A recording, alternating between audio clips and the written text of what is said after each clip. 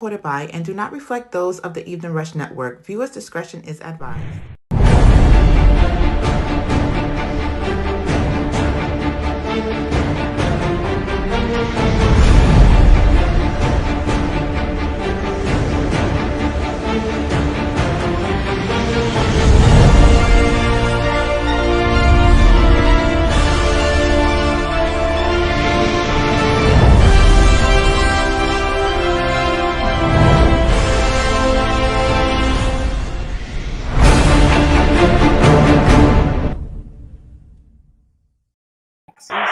Look at you. You worked out beautiful. Yes. Hey, good evening. Welcome to the Hi, Chris hi, and hi, Nina hi, Real hi. Estate Podcast. How you doing? We're back for another powerful week. How you doing, Nina? I'm good, and I'm Nina, by the way. Hey, I'm Chris. That's the way we open up the show normally. Exactly. You know, it's not like there's someone else here now. Anyway, we could have people. We always have people around. They just, yeah, it you're just right. depends whether we make plans and plan ahead of time, and we can always have if we want anyone for sure. But yeah, so how you been? How is your week, Chris? I'm great. We had like the holiday. It's like really a short week with school and track season, and yeah, it was a really short week. Did you enjoy your holiday week? Short week. You know what? I used to not enjoy the time off because I'm Nina and I'm workaholic for real. I really was at a point where I counted the minutes. Yeah. I counted the minutes and left my watch on overnight just to see when like the time will go by. And some people would say, "Oh, why you're not enjoying your time at home?" And that's not the case. It's just that whenever you have responsibilities, all you want to do is really to get back in front of the computer, in front of the phone. And so I really used to wait for time to to pass. If you could just give me one moment, I'm going to close the door over there and okay, we should be back. So anyway, the Yankees are making the playoffs, so I was excited to see them clinch. And I think Aaron Judge, or one of them, broke some record or tied a record or something. Happened with that. So sports-wise, the Giants game was pretty good on Monday. I enjoyed that. That was a real good game. I normally fall asleep when they play Dallas, but I stayed awake. So yeah, it's been an interesting week. Yes, it has. Sports wise, here I am. Nina, you don't watch sports, right? You don't. Do you know who Michael Jordan is? Excuse me. I mean, I am an immigrant from like 30 years ago, but hello, yes, of course I do. Okay. And I know you know Tiger Woods. Yes, of course. Jennifer Lopez. Hi. What is right? Jennifer Lopez? Didn't you? No. Did they? No. That's Alex Rodriguez. No, she also had that guy. No, not Tiger Woods. Yeah, this dude. Yeah, for sure. No. Should we bet? Make a bet. How much? For sure. How much? I'll bet you a listing. Jennifer Lopez never dated Tiger Woods. Look, I'm a man of my word, and if I said should we bet, she dated Mark Anthony. She dated Puffy. She dated Alex Rodriguez. Dude, she dated that dude that you mentioned. Tiger Woods? Yeah. All right. You see this? We're making a bet. What are we betting? What do you want? A home cooked meal. If I win, you cook. Okay. If you win, I'll take it. I got that's it. I don't know. I gotta call your husband. This might be dangerous. But if I win, you cook. If you win, I cook. Right? Yeah, for sure. All right.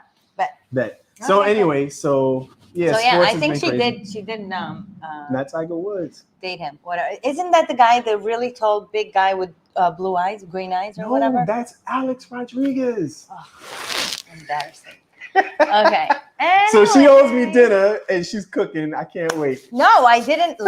Excuse me. I didn't admit that I was wrong, so I could be right, but we shall see. Okay. Well, during halftime, we'll Google it. We'll Google it. So I was mentioning before that I used to really watch the clock and just wait for time to go by. And as time passed, and it's not about money or I guess just the way we are and the way we think. We change over time, and then we just learn to appreciate things. You know what I mean? So I really like the time off. I love the time on. I love to work. Nothing changed. Nothing will ever change, in my opinion, even if I have 100 million in the bank, in my opinion. That's just something I really like to do. So I used to watch the clock, and now I don't. So I really had a nice time off during the Jewish New Year, and that was Sunday That's night right. Happy to Jewish New Monday Year. and Tuesday. Happy Jewish New Year! Wow. Yes. Yes. A lot of people.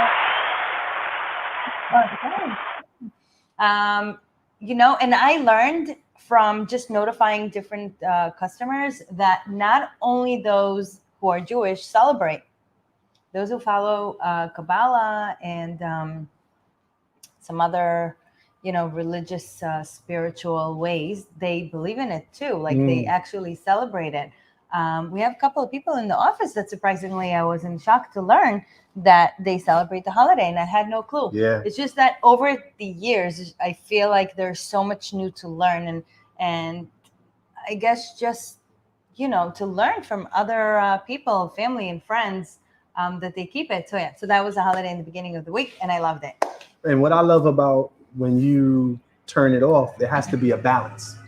For sure. And we need to take time to rejuvenate our bodies, our mind, and our soul. Mm-hmm. So sometimes you need to celebrate.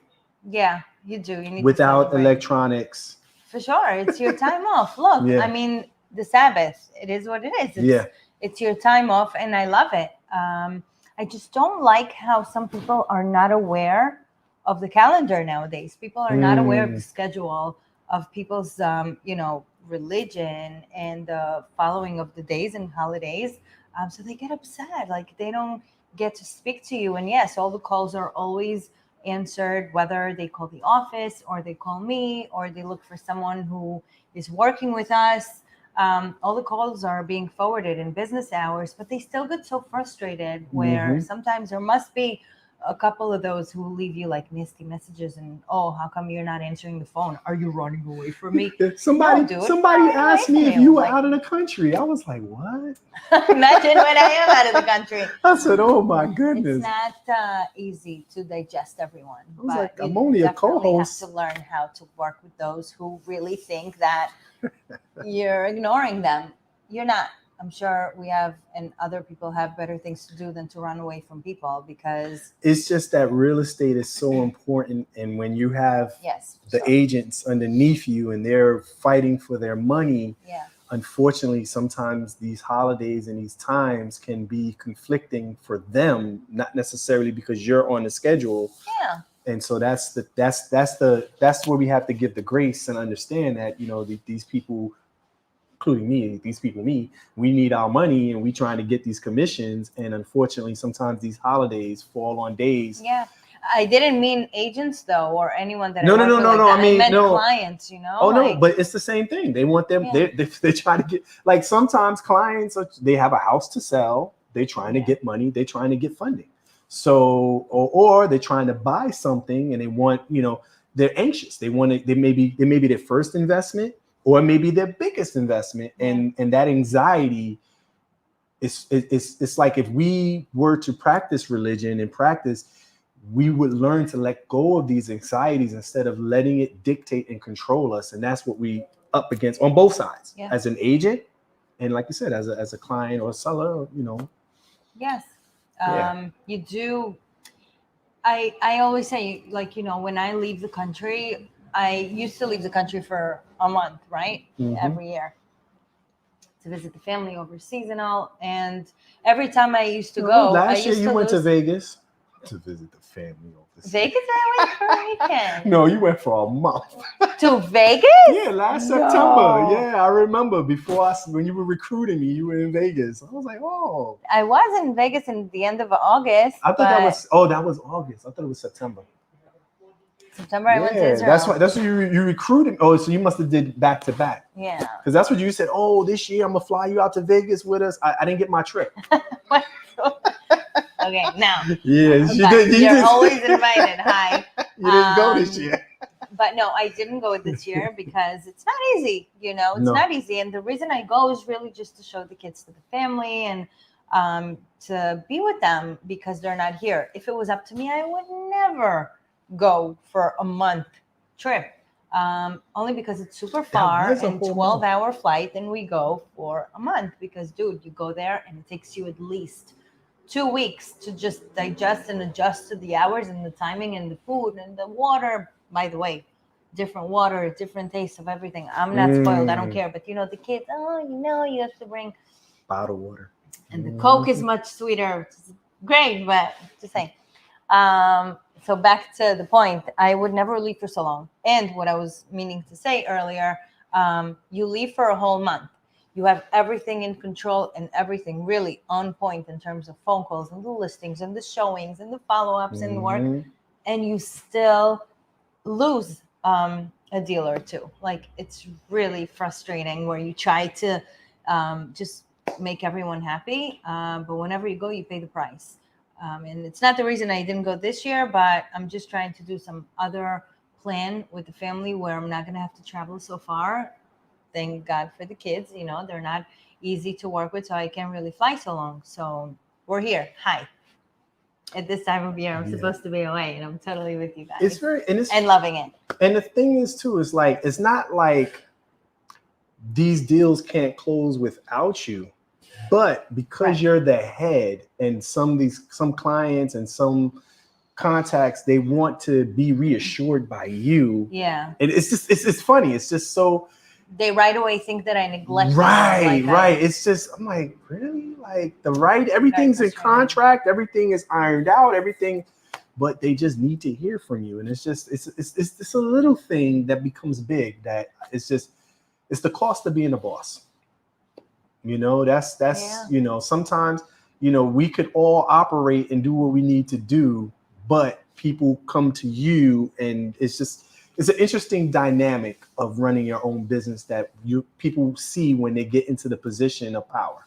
Yeah, they don't see the hours. Sometimes I stay in the office until 2-3 o'clock in the morning, and it's very frustrating. But you have to be on top of your game. But thankfully, it's very rewarding once the deals close and you walk away with those checks. So it's really, or direct deposits, or wire transfers. You too, right? No, that's what I'm saying. It's very rewarding. I'm just saying, like, we give you both sides of the coin. It's not just all bad. It is not just all good. It's just a balance. Yes.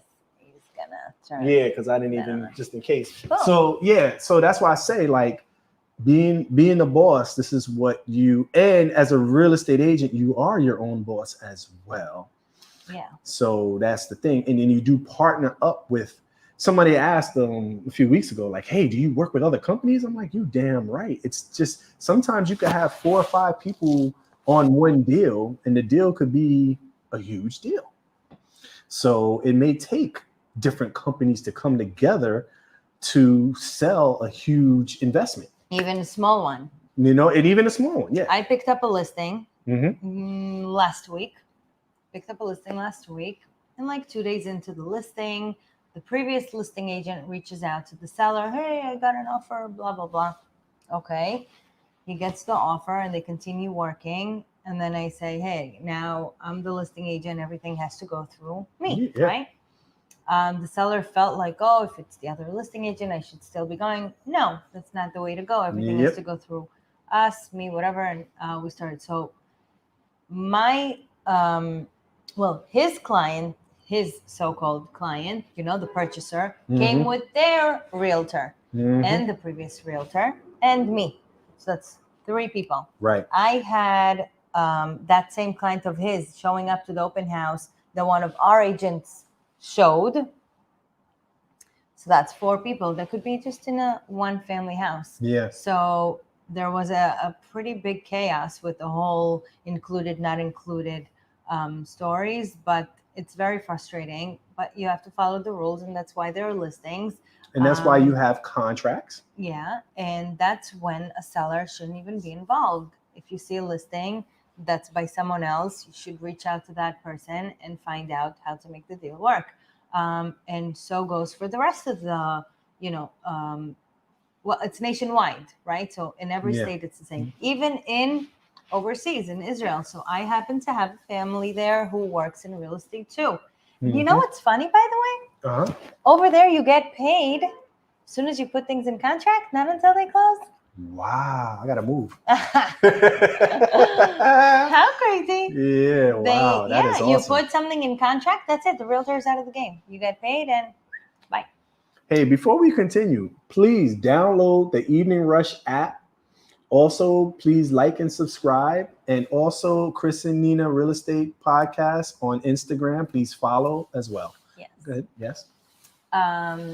And that's it. And then back to the week that we had, right? So we had a short week overall. Those who didn't celebrate did work out there. Things are picking up again. You know, whenever the government just, I guess, brings out those news about the raise of the interest rate, people kind of back up and think again and, you know, just stop themselves from planning. So we had some type of a stop, and now it's starting to pick up again. Seeing from all the messages that I had over the past few days, but it's definitely picking up. I've been around the open houses during the week because, you know, we have the 4 p.m. to 8 p.m. weekly every day for every listing almost. Yeah. So a lot of people come by, and at the same time of them looking into it, it's also nice out in New York. So people are out there looking. And you know what happened to me this week? I went to one of the listings and some guys were playing in the yard. And I'm like, hi, you know, I'm here. I have a meeting with a client and I'm going to show the house. They're like, no, you can't be here. And blah, blah, blah. It started a whole thing where I saw they were trying to argue. So right away, I call my contact. He comes around to protect me. He was there within 2-3 minutes. And while I was waiting for him, this dude picks up a 2x4 and he hits me on the side of the leg. Can you believe that? Why? Yes. So I just said, long story short, but I was like, dude, don't you see my name on the house? Like, this is a listing that I'm showing and I'm about to have buyers coming to the house. This was after he hit you or before he hit you? Before. So I said, please, can you step away? Oh, I started with his lovely language. So, wow. You know how I get when someone talks to me this way. I answer back. So you the come Brooklyn right at and them. You come out. Yeah. Yeah. So they kind of were in shock. And then I walked away and said, you have 2 minutes to get the hell out of here. You know, I have some people coming by and I have some people that will remove you if that's what I need to do. So I turn around and I stand by the street and they were in the yard and all of a sudden they go like, I turned around and I said, before I even said, what the hell, you know, they just acknowledged what they were doing. They dropped it and flew, like ran away. Yeah, we definitely got to get you. We got to register you for a gun and get you to target practice. I got one over there. Oh, okay, yeah. The streets are getting unmanageable, you guys. Yes. Look out. See where you go. I am not a person who's afraid. Only God scares me, right? But I am not a person who's usually afraid. I kind of was afraid. Not so much. I was in shock. Because if you would have kept swinging, we wouldn't be here now. Right. I still wasn't really 100% at like understanding of what just happened to me. Obviously, he could have hit me someplace else, right? Well, you know what? Yeah, what I would love for you to do differently? Not go alone. No, go inside, make your phone call, and then wait for somebody to come, and then go out. But they were up front. They were in the front yard of the house. But you were in the house. No, I didn't even get a chance to go in. Oh, honestly, so you could have sat in your car and waited. I didn't feel comfortable to go in until my guy was coming, not the buyer. Like, well, what I'm saying, I have a lot of people like all over the places where I kind of have them work and, you know, watch out, security. I'm just saying, I would have preferred you to stay in your car.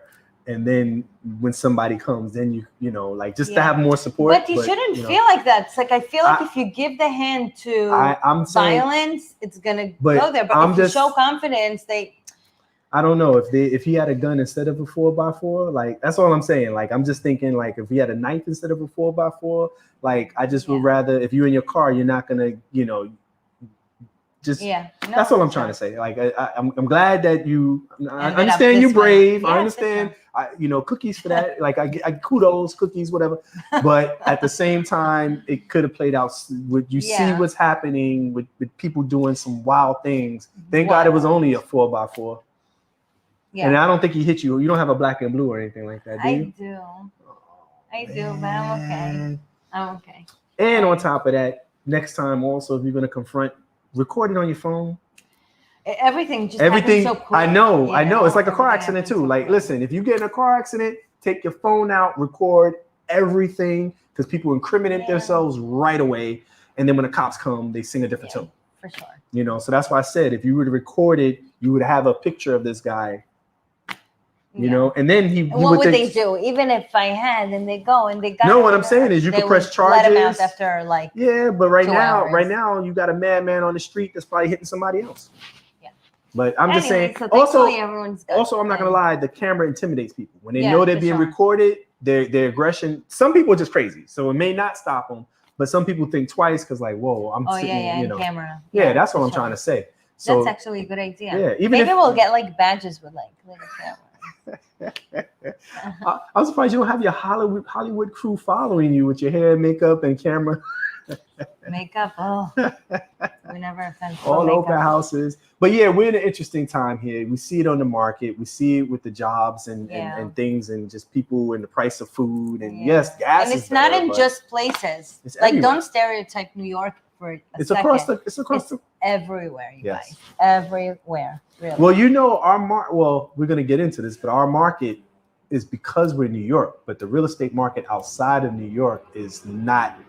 New York is decent, but outside of New York, I think I told you last week, and it was in China or somewhere there, that people were not paying their bills, and instead of just foreclosing, they're just knocking down buildings. Where? Over in China. It sounds like something they would do. Yeah, like they were concreting the people out in.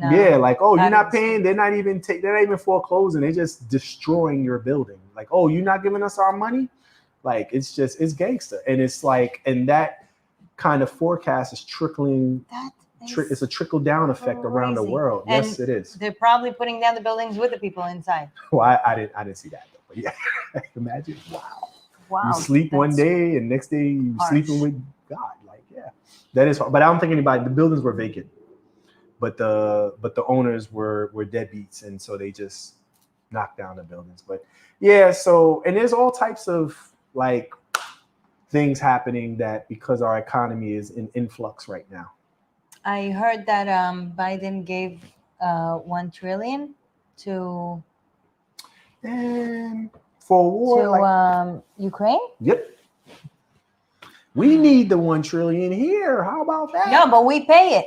Yeah, we pay. That's why the rates, the prices. It's crazy. It's like why? But anyway, this is what we have to deal with. So we have to figure out exactly. We have to figure out ways to work through this economy and market. It's only and temporary. Strategize. And that's another reason why, as realtors, as brokers, homeowners, we all have to work together to figure out ways to make it through this economy.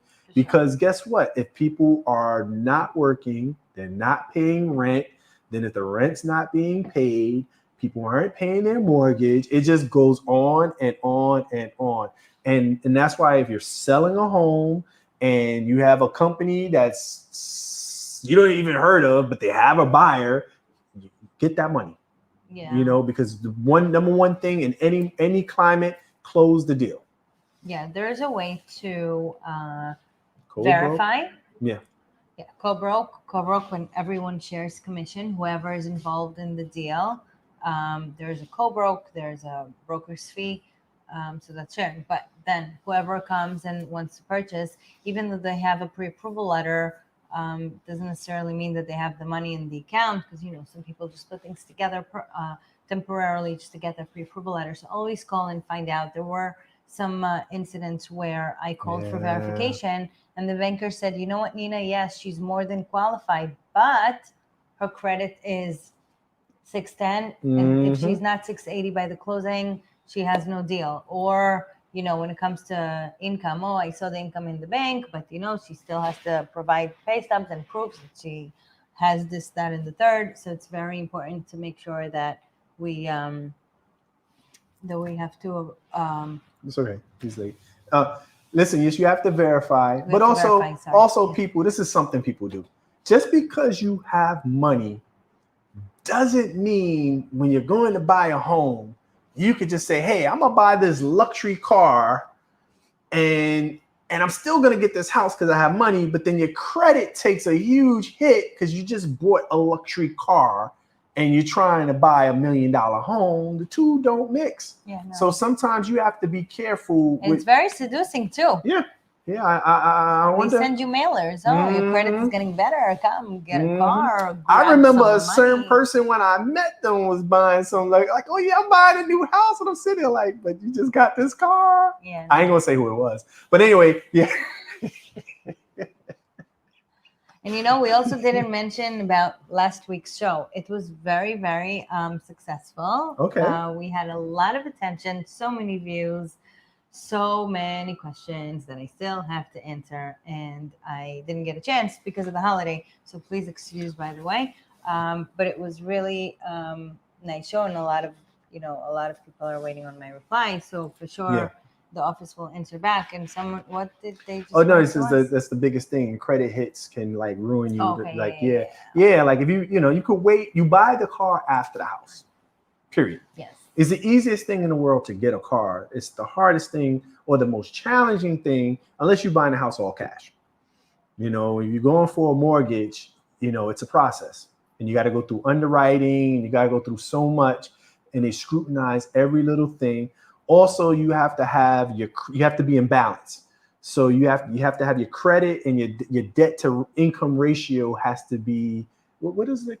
What is it? 70-30 or what's the debt Every to bank income? is different. That's why when people go get pre-approved for a mortgage and they come to us with, let's say, with one specific bank name, I'm not going to mention names. Yeah. So specific bank that gives you an approval.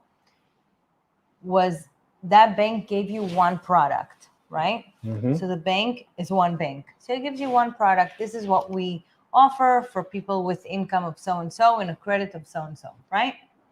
But when you go to a banker, right, to a banker who is a mortgage banker, someone who will go and just like a realtor, banks. right, who they have, and then they have different type of products, they compare.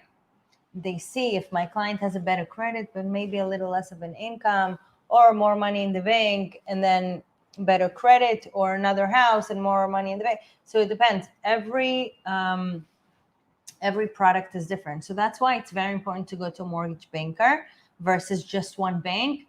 And that bank may give you a good deal. I'm not saying that it wouldn't, but at least you know that you tried and exhausted all the options where you know this is what I have, and the best deal for me is so and so. They don't necessarily make your closing costs more money because it's a mortgage broker. Absolutely not. When you go to a bank, they charge you the same. Mm-hmm. Closing costs are closing costs. No one can really control the closing costs in terms of like bank fees. Any other fees that come to, that you could see. So there's a loan estimate, right? So in that loan estimate, you can see what each category is and what they have what they charge you for each thing. So then sometimes there's room for negotiations, but in most cases, you want to ensure that you go to a mortgage banker and compare the rates. Compare the products, because just like a realtor has a couple of different houses, different listings, mortgage bankers have different products for mortgages. Yes, and it's best to shop around and work for whatever bank or institution is going to give you the best financing. And also you could ask around too to see if you have friends that have different mortgages to see, or even ask your realtor to see what they know, but just get all the information to make the best choice.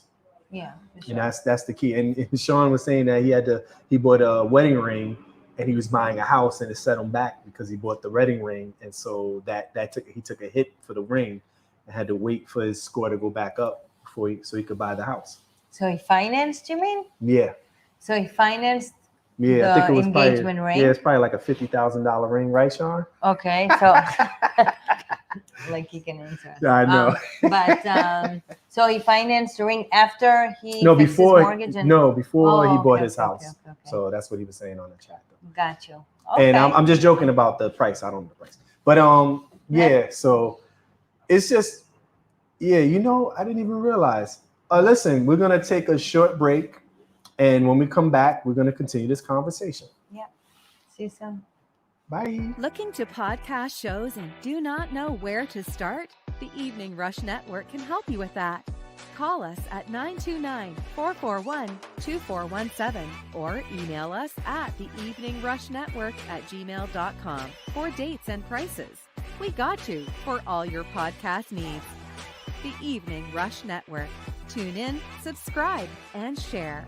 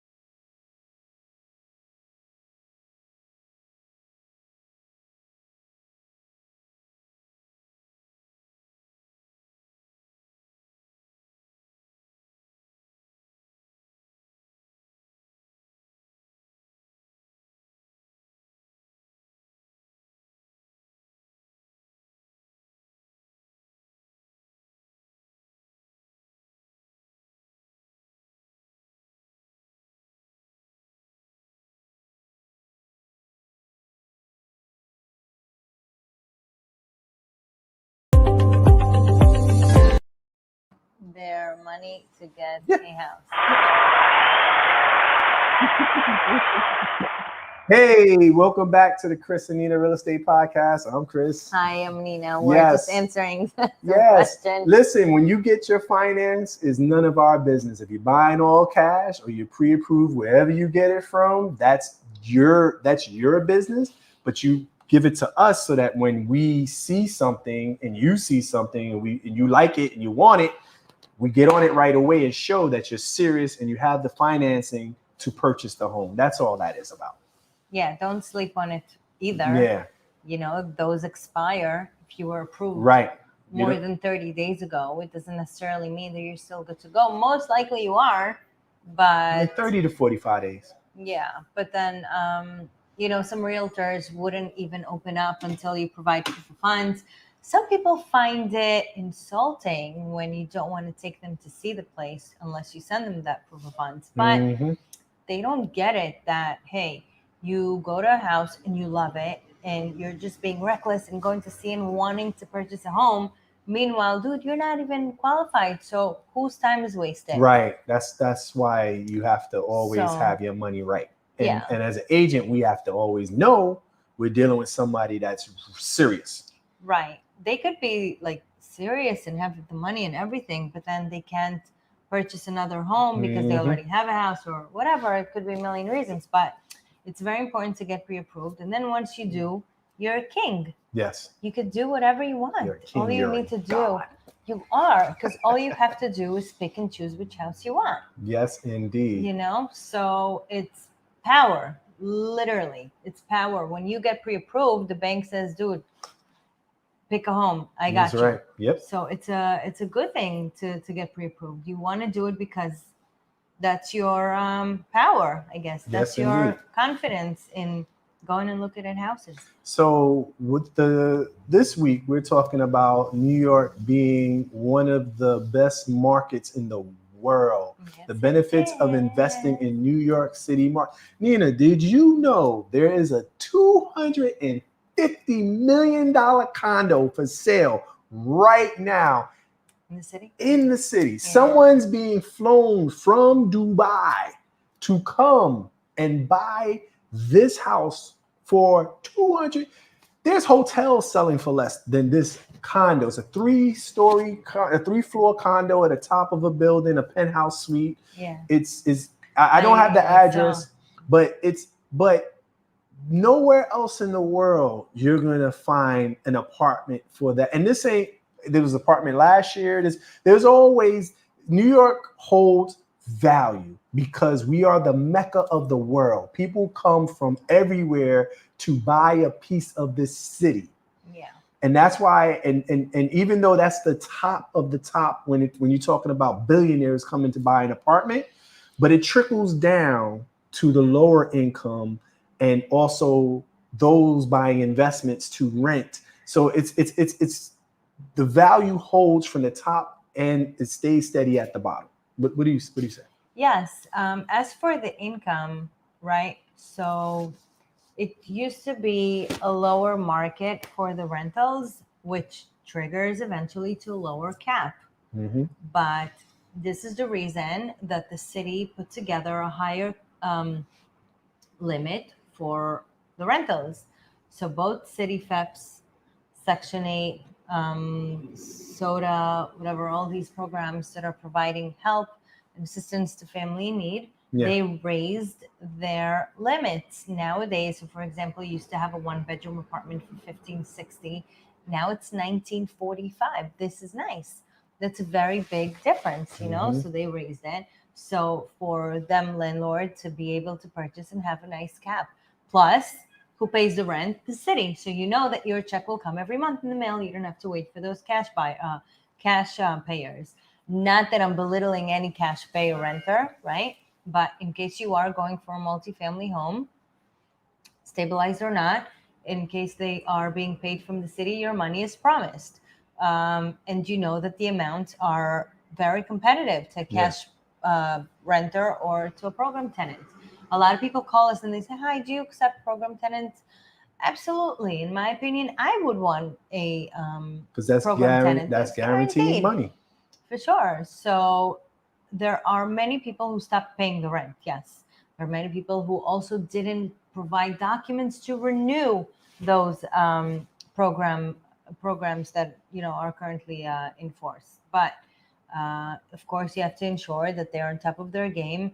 Some people need to renew it every 6 months. Some people need to renew it every 5 years. Some people have to renew it every year or 2 years. So that's your point of researching, or whoever's bringing you that tenant, that realtor, they need to do that due diligence and ensure that you're in good hands, whether they run a background check, court history check, credit, income verification, money in the bank, where they come from, where they've been, and why they're leaving the place that they're at now. So there's so much research that everyone needs to do. It's really crucial. It's not just to get a renter. Now that the city raised it, it's easier, it's more comfortable, it's better and more profiting to get a city FEPS or whatever Section 8 tenants. Again, I am, as a landlord, I would accept program tenants, regardless of the fact that it's not really legal to not accept programs. I just don't do rentals so much, but I do know that there are sellers out there who restrict their realtors from bringing in people who are tenants, who are city voucher tenants. And not only that, in New York City, you have called New York City Hollywood, where you have shows and movies that are constantly being filmed. And they also rent properties and hold properties when they're in town, on top of foreigners coming and moving to New York. You have the local sports teams that also, when players get traded and come, they may rent or they may buy. There's just so many. New York City is so, like, you have sports teams in other towns, but you don't have movies being shot there consistently. We have studios, what is it, right downtown Brooklyn? There's Brooklyn, and also in Queens, there's a studio. And also we used to have the soaps in Manhattan. So there's always stuff being filmed, and that creates revenue that goes to maybe somebody moving for a job to New York and renting. Amazon was supposed to come and move down in Queens. That didn't happen, but there's other companies that move their businesses to New York, and it creates revenue in terms of real estate, people needing either a place to live to rent, or buying a home because they're going to be here for the next 10 or 20 years for their job per se. So the benefits of investing in New York, it it's more than just one thing. It's a combination of people moving for work, businesses buying into the city constantly, sports. It's just being in New York and owning real estate. The value always goes up because we always have these positive changes. Yeah. So it's good to invest. It's very good to purchase because of that cash flow, the equity, Yes. the appreciation, the value, and it's in New York, so you can't really go wrong. No. New York is a place, like you mentioned, it's a very strong market. It's very known. It's so popular. I feel like everywhere in the world, you mention New York. Oh, you're from New York. Mhm. Oh. Everyone has a history, some type of experience, or someone they know, somewhere they've been or worked with, or so New York is New York. And someone just asked about Section 8. Yes, you can get Section 8 in case you want information. Yeah, they should have vouchers. It's not something I do, but I can introduce to the right people and ensure that you guys get on that list. Also, there's doable. constantly lotteries for affordable housing that happen. That's not our cup of tea, but that also happens in New York. It's very competitive, but there's been I know a few people that have gotten apartments through lottery for affordable housing. Yeah. So that's available, but it's just amazing. The city is in my opinion, it's one of the most beautiful cities in the world. So when I am introducing New York to people and they're coming as a buyer or an investor, it's an amazing process to see them make a purchase and transition their life to become a New Yorker. Yeah. What would you say the very first step of someone who just sold their home, their property, their investment, whatever it is, has money and is ready to invest? What do you think? Now he's ready to purchase. What do we do from here? Now he's got the money. He calls you up, hey Chris, you got something to sell for me? How much money are we talking? So investing in a multifamily house. So let's go for, he has, you know what? It doesn't even have to be an all cash deal, right? Because sometimes they could take a mortgage when something is up and running. So let's say he's got, for the meaning of this example, $2 million. He wants to purchase a $1.5 million three-family. Yeah. Okay. What do we do? You want to start or you want to? Go ahead. Okay. I had a different scenario, but go ahead. You go ahead. Because I had a client that was purchasing a $5 million building. Okay. And he had $10 million. Okay. Right. And he purchased the building, but he didn't have to use any of his 10 million. He got seller's financing. The seller financed the building and gave him a good rate. And so he got the building without having to spend any of his cash. So you're saying seller finance for the entire amount of the $5 million? Yeah. That's a lucky move. Yeah. That's like winning the lottery right there. Yeah. Okay. So seller finance. Seller finance is just get me out of my misery. Take the building. Yep. Don't pay me money. But give me little by little. And for the fact that I'm waiting as a seller, you pay me interest on the money. So some people take between 10, 20% a year. And there was possibly a down payment or whatnot. So I'm skipping that part. But yeah, there was probably some it wasn't the whole 5 mil, but I'm saying he didn't drop. It was cheaper than him just buying it outright all cash. Right. So you always want as the seller to have some skin in the game, right? Because if the buyer doesn't have skin in the game, why should he care?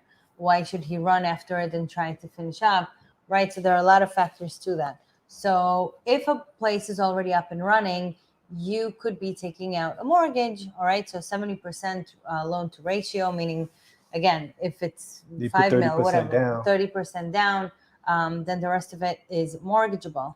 And then you want to calculate the cap. What's your cap rate, right? The cap rate you calculate by adding all your income together, and then you negate those expenses, whatever that equals to, right? You divide it by the purchase price. And that amount, whatever that gives you, that's your cap rate. Now, how do we know what to deduct what's a right expense, what's a future expense, what's a tentative expense. Sometimes you need to take, like, some people don't know that they just need to negate 5% for a rental, 5% of the rental of the income, right? You have to take it off. That's part of your expenses. So when calculating these things, you want to ensure that you run the right cap.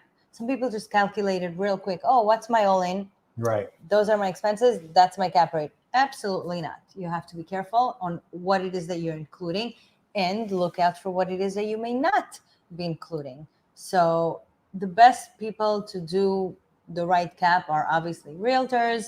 And then once your realtor done it, I would also go to my attorney and run it by them. And then the next thing you know, you want it, you like the cap rate, you like the price, obviously you like the building, okay? You go there, you feel it. I'm a little spiritual, so I'm all about, purchasing. Back in the day, I used to buy houses without even seeing them. Wow, because the numbers work. Or sometimes I just go, and if I feel it in my blood, then I said, okay, back in time. Nowadays, I am a realtor. Yes. That's what I do, but I calculate. I make sure. I would never sell something to someone if I didn't buy it myself, right? So our name is important to us. So we need to make sure that they come back. And then back to the investing, right? Yeah. So the bankers. Also for that, you have different type of products for commercial loans. If it's, I think it's above 4 family, then it's already a commercial loan. Yeah. So you just want to make sure that your banker is also good enough to provide you with different type of, not necessarily interest rates, but the products of who gives you the best deal. So once you like everything, the deal makes sense, you go into contract and you put a down payment on contract. And that's when you want to ensure that all the income, if the building is occupied and they tell you, okay, this is what it makes, and those are the numbers that you calculated for your cap rate, you want to ask them for the 6 months, at least 6 months proof of income for those tenants. Yes. And then some people like to play games. So they say, oh, they pay us cash. Oh, this one pays me No, Zelle. Oh, this no. one pays me this and that. No problem. Whatever it is, get me proofs. 6 months at least. Some people go way above and beyond and ask for a year. Fine. That's normal to ask. But 6 months is really more doable. 3 months, I would never, but at least 6.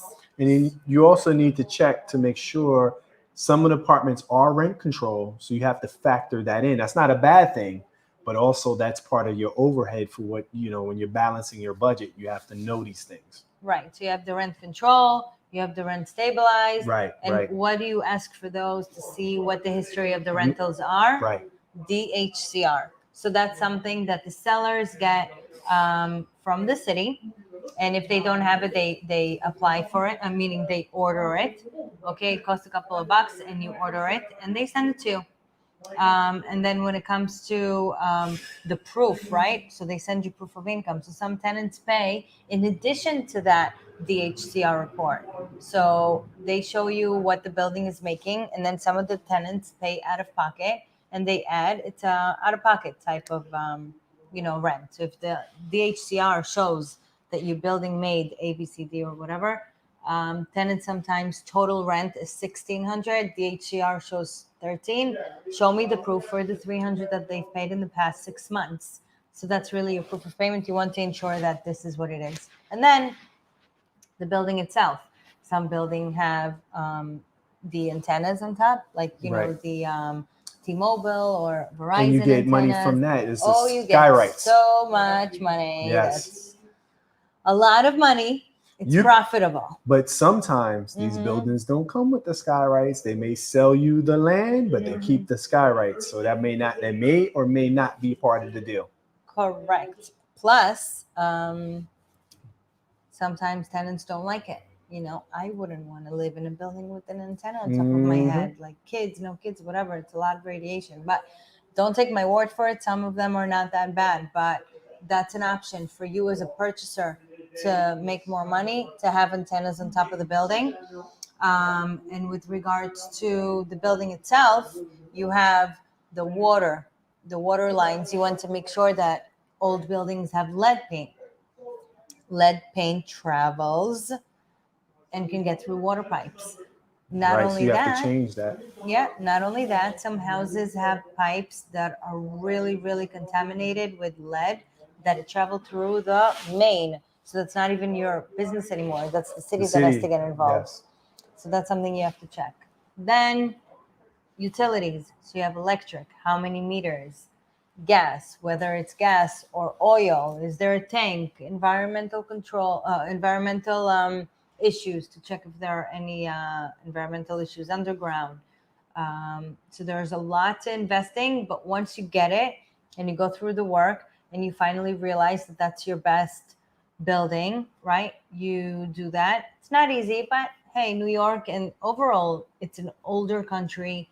Things get old and we replace them. So And don't go crazy. It's and normal. and the thing is that the New York City market, we hold value, and the value goes up some years more than others. But unless, yeah, I don't.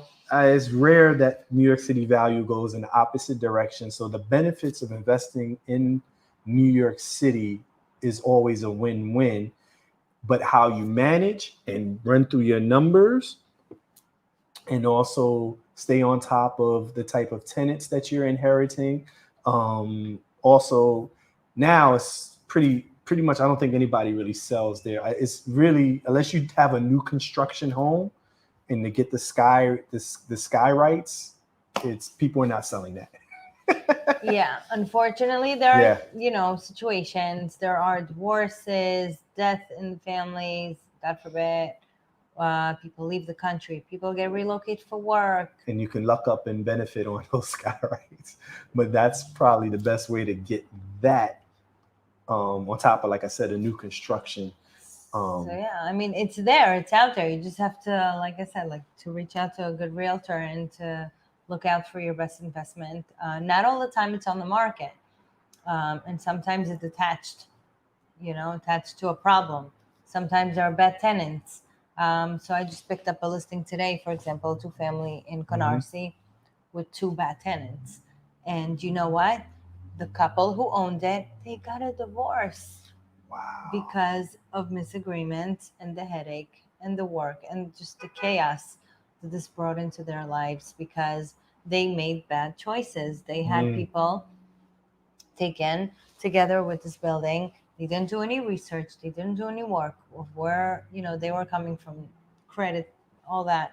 Very sad story. But you know what? I think I got them to talk again. Okay. I got them to talk again. Yeah, that's for sure. After a very long time. So so back to that. It's important to know what you get yourself into. And overall, it's best to bring in your own tenants, but it doesn't necessarily mean that those who are there already aren't good. Just work your way through and make sure that you get all the necessary documents. And not only that, life happens for everyone, and things can start off great, and then you just never know where someone could pass away or lose their job or get sick. Medical bills are, it's tough. So you can have the best interest, or the tenant could have the best interest, and life just happens. And so that's why I said it takes a team, it takes a village to do real estate. It's just not a one-stop shop for anyone. Right. And you never know. You could be blessed and never have these issues, but sometimes things happen, and you have to have a team that you can call that can maybe, like, yes, we do foreclosures.